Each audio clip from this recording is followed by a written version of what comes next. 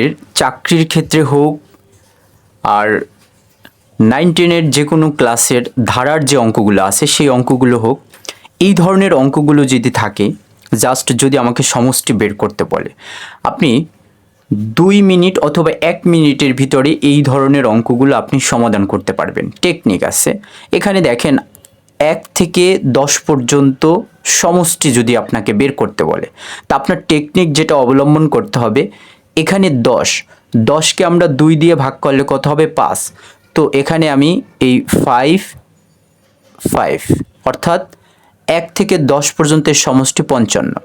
দ্বিতীয় নম্বর অঙ্কটা, এখানে 1 থেকে 100-র ভিতরে যদি সমষ্টি 1 থেকে 100 এটা সমষ্টি যদি বের করতে বলে, তো 100কে 2 দ্বারা যদি আমি ভাগ করি কত হবে? 50। এখানে আমি 50 দুইবার লিখব, জাস্ট 5050 হবে।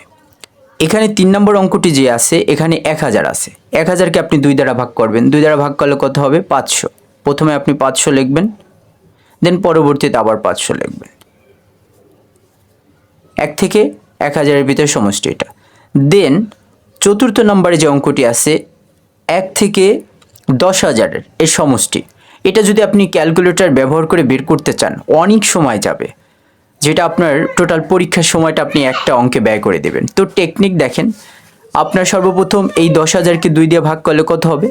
আপনার 5,000।